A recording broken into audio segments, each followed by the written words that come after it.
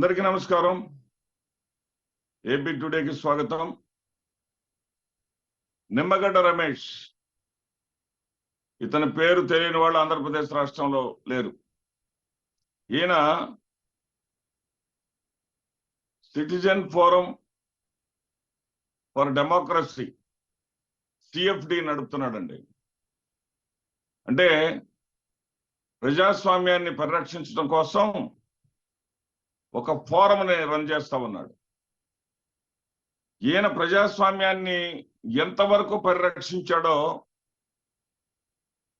ఈయన ఎన్నికల కమిషనర్గా ఆంధ్రప్రదేశ్లో బాధ్యతలు నిర్వహించేటప్పుడు చంద్రబాబు మనిషిలాగా పనిచేశాడా, ప్రజాస్వామ్యాన్ని పరిరక్షించాడా అనేది ఒకసారి పరిశీలిద్దాం.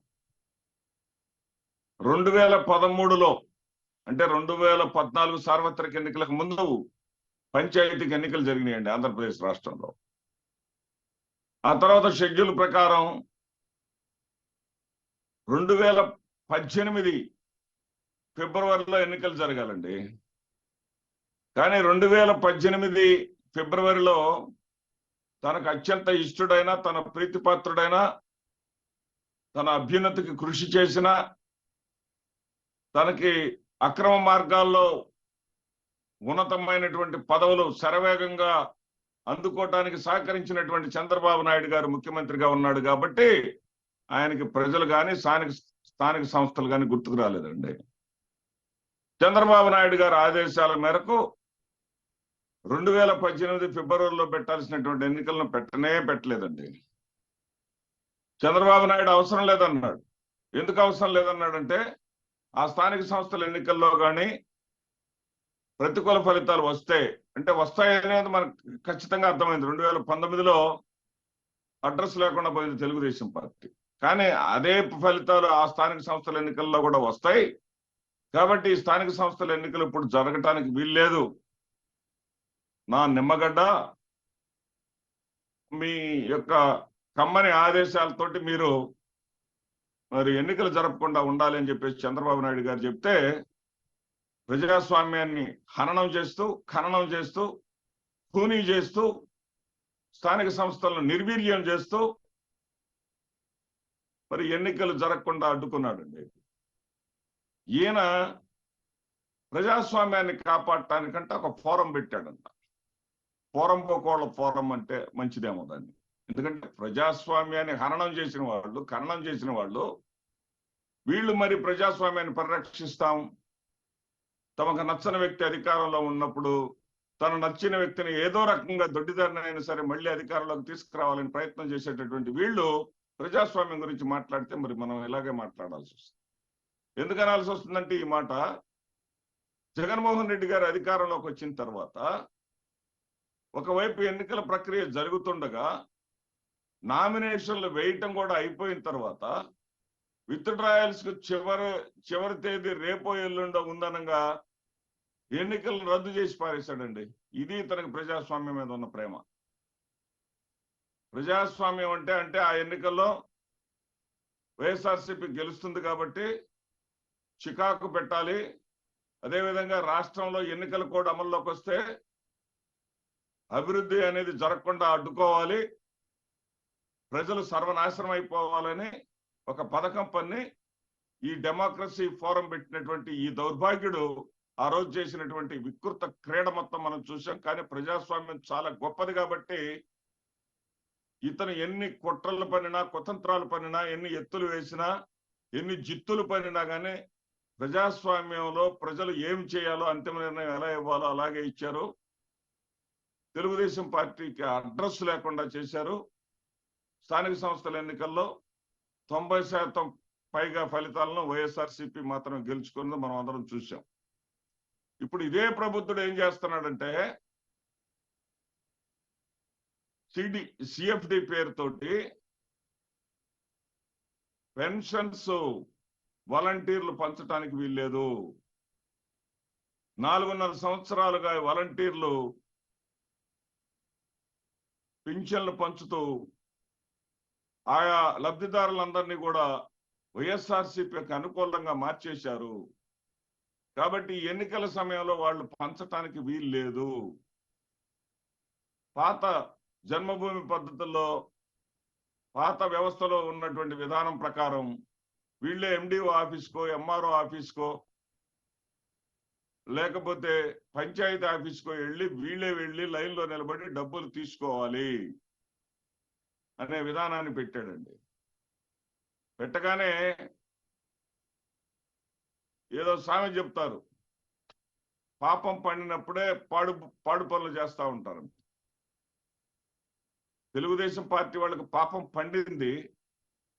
తెలుగుదేశం పార్టీ పెట్టు, ఒక రకంగా చెప్పాలంటే పెద్దవాళ్ళని ఆ పదం వాడకూడదు, కానీ చంద్రబాబు నాయుడు పెంపుడు కుక్క అయినటువంటి నిమ్మగడ్డ రమేష్ చేత ఒక పిటిషన్ వేయించారండి. ఏమిటయ్యా పిటిషన్ అంటే, అకౌంట్లో ఉన్న వాళ్ళందరికీ అకౌంట్లలో డబ్బులు వేయాలంట. అకౌంట్లలో ఆ వృద్ధులకి, ఆ అంగవైకల్యం ఉన్న వాళ్ళకి, ఆ వికలాంగులకు, ఆ వితంతువులకు అకౌంట్లు ఉంటాయా? సరే, అకౌంట్లు ఏదో ప్రభుత్వ పథకాల కోసం అకౌంట్లు తెరిపించినా కానీ బ్యాంకులకు వెళ్ళి డబ్బులు తెచ్చుకోవటం, డ్రా చేసుకోవటం వాళ్ళకి తెలుసా? అకౌంట్లో వేయాలంట. ఇంకా ఈయన శుద్ధులు చెప్తా ఉన్నాడు. ఏంటంటే ఆ శుద్ధులు నడవలేని వాళ్ళు, మంచానికే పరిమితమైన వాళ్ళు, అటువంటి వాళ్ళకు మాత్రం ఇంటికి వెళ్ళి ఇవ్వాలంట. ఎవరు ఇవ్వాలి ఇంటికి వెళ్ళి? వీళ్ళు ఇవ్వటానికి వెళ్ళేదన్నావు. ఉద్యోగస్తులు ఎవరు ఇవ్వాలో నువ్వే చెప్పు. లేదా నువ్వు నీ పనులు మానుకొని, డెమోక్రసీ ఫోరం పనులు మానుకొని నువ్వు వచ్చి ఇంటి ఇల్లులు పంచిస్తావా? లేకపోతే నీ నాయకుడైనటువంటి చంద్రబాబు నాయుడు వచ్చేసి ఇల్లులు పంచిస్తారా? చెప్పండి. ఎందుక వాళ్ళు ఉసురు కొట్టుకుంటారు? పైగా తెలుగుదేశం పార్టీ నిన్నటి నుంచి డ్యామేజ్ కంట్రోల్ పనులు చేపట్టింది. అసలు మాకు నిమ్మగడ్డకి ఏం సంబంధం?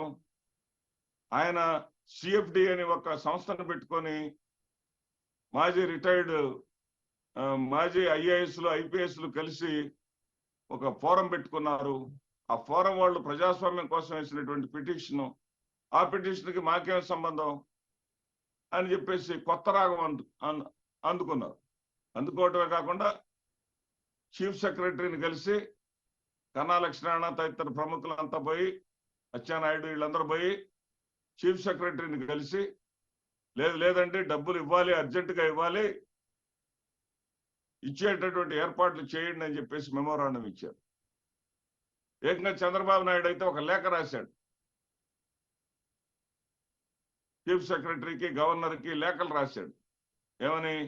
వృద్ధులకి పెన్షన్లు ఆలస్యం చేస్తున్నారు అంటే తప్పుని ప్రభుత్వం మీద తోసేసి ఆయన ఒక లేఖ రాస్తాడు. ఇదే సమయంలో సిపిఎం లేఖ రాసింది. సిపిఎం రాసిన లేఖలో నిజాయితీ ఉంది.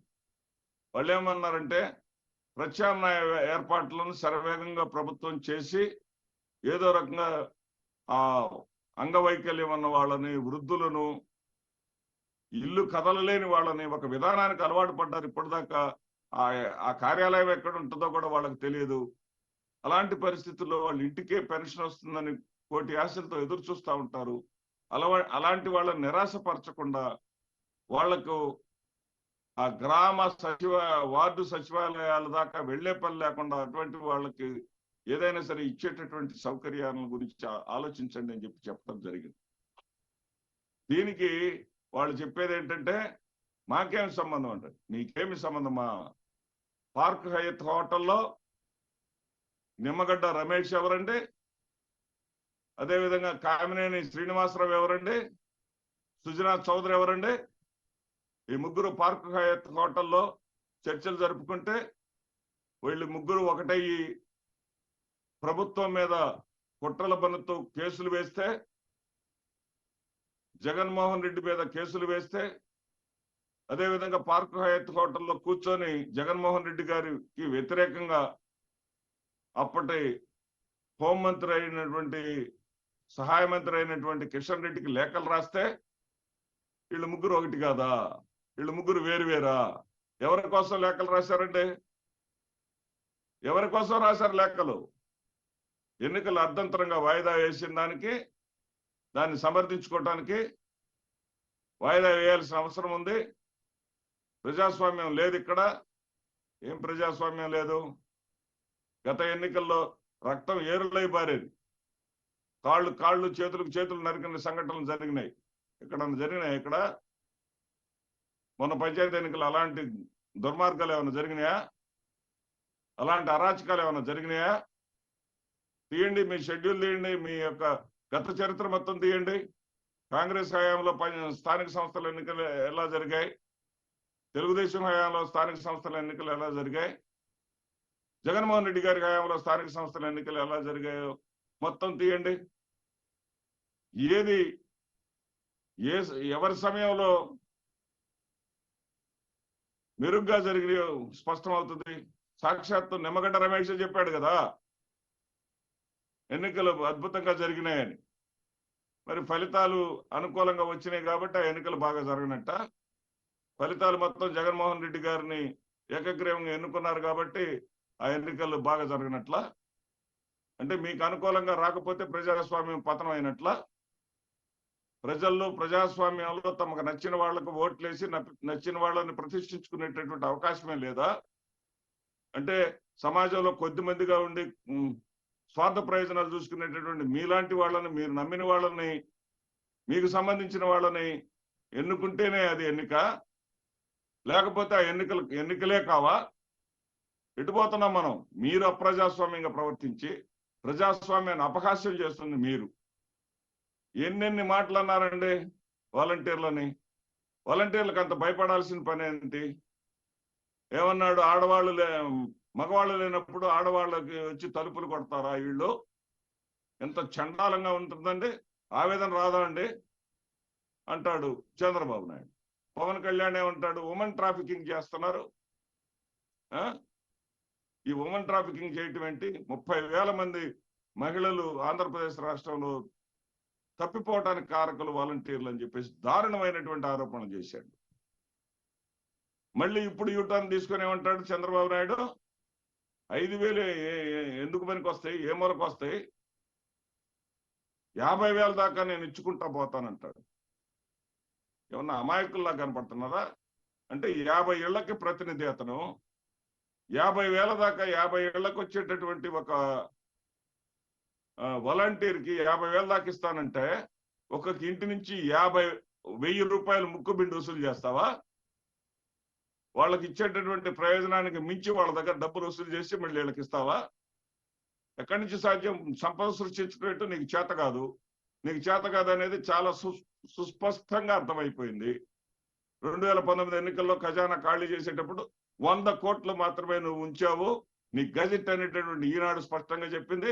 అప్పుడు ఆర్థిక మంత్రిగా చేసినటువంటి యనమల రామకృష్ణుడు అసలు పింఛన్లే ఇవ్వలేరు, జీతాలు ఎక్కడి నుంచి ఇస్తారని చెప్పేసి అన్నాడు. అట్లా ఆదాయాన్ని మొత్తాన్ని కూడా ఆరగించేసి నాశనం చేసి లంచాల రూపంలో తిని మెక్కి బలిసినటువంటి మీరు ఇవాళ సంపద ఎక్కడి నుంచి తీసుకొస్తారు? ఏ రకంగా మీరు సంపదను తీసుకొస్తారు? మళ్ళీ ఈయన తగుదనమాట మళ్ళీ పవన్ కళ్యాణ్ బయలుదేరాడు. మేము కూడా ఎక్కువ జీతాలు ఇస్తాము. ఎక్కడి నుంచి తీసుకొచ్చిస్తారు జీతాలు? ఎక్కడి నుంచి తీసుకొచ్చేస్తారు? ఇప్పుడు ఇస్తనే భారం అయిపోయినాయి అని చెప్పినటువంటి వీళ్ళు ఎక్కడి నుంచి తీసుకొచ్చేస్తారు? అందుకే నిస్వార్థపరమైనటువంటి సేవలు చేస్తున్నటువంటి వాలంటీర్లను వాళ్ళ మీదే అనుమానాలు, వాళ్ళ మీద ప్రజల్లో భయాందోళనలు వచ్చే విధంగా ప్రవర్తించినందుకు వాళ్ళు మూకుమ్మడిగా రాజీనామాలు చేస్తా ఉన్నారు. రాజీనామాలు చేయడానికి వాళ్ళు తీసుకున్నటువంటి నిర్ణయం సరైనటువంటి నిర్ణయం. ఇంకొక బహుముఖ మేధావి ఐపీఎస్ ఆఫీసరు చంద్రబాబు నాయుడు మీద కేసు విచారణ చేయాలంటేనేమో సిబ్బంది లేదంటాడు. జగన్ మీద కేసు విచారణ అనగానే ఆగమేఘాల మీద పరిగెత్తుకొచ్చి టేపులు తీసుకొని కొలతలు కొలిసినటువంటి జేడి లక్ష్మీనారాయణ గారు చెబుతున్నాడు ఒక మాట. ఏంటంటే చిత్తూరు జిల్లా వాళ్ళ వాలంటీర్లు తీసుకొచ్చి విజయనగరంలో వేయాలంట, విజయనగరం వాలంటీర్లు తీసుకెళ్లి చిత్తూరు జిల్లాలో వేయాలంట. ఎక్కడికి పోతున్నారండి? ఏం భయపడుతున్నారండి వాలంటీర్లు చూసి?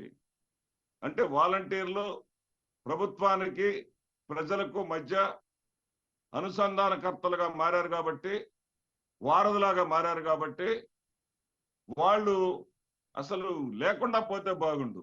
అంటే మీరు ఒకవేళ పొరపాటున మీరు అధికారంలోకి వస్తే ఏం చేస్తారో వాళ్ళకి అర్థం కాలేదా? వాళ్ళు ఏం చేస్తారు ఇప్పుడు? వాళ్ళు మీ యొక్క స్వభావం, మీ యొక్క వికృత రూపం, మీ యొక్క మనస్తత్వం, మీ యొక్క ఆలోచనలు, మీ యొక్క క్రూరమైనటువంటి ఆలోచనలు తెలిసినటువంటి వాళ్ళు ఏం చేస్తారు చెప్పండి? ఏం చేస్తారు? వాళ్ళు రాజీనామాలు చేస్తారు. రాజీనామాలు చేస్తారు. ఎటు మీరు వచ్చినట్టుగానే ఆ పదవులు ఉండవు కాబట్టి రాజీనామాలు చేస్తారు. వైఎస్ఆర్సీపీ తిరిగి అధికారంలోకి వస్తే వాళ్ళని మళ్ళీ తీసుకుంటారు. ఆ విషయం వాళ్ళకి బాగా తెలుసు. ఎటు పోతున్నారు మీరు ఒక్కసారి చూసుకోండి. తెలుగుదేశం పార్టీ 2 నాలుకల ధోరణిలో తీసుకోవటం ఇది మొదటిసారి కాదు. ప్రతి అంశంలోనూ 2 నాలుకల ధోరణే. ప్రతి అంశంలోనూ 2 నాలుకల ధోరణే. ప్రత్యేక హోదా ఎందుకు? ప్రత్యేక హోదా వచ్చిన రాష్ట్రాలు ఏం చేసినాయి అంటాడు. మళ్ళీ ప్రత్యేక హోదానే కావాలని ధర్మ పోరాటాలు చేస్తాడు.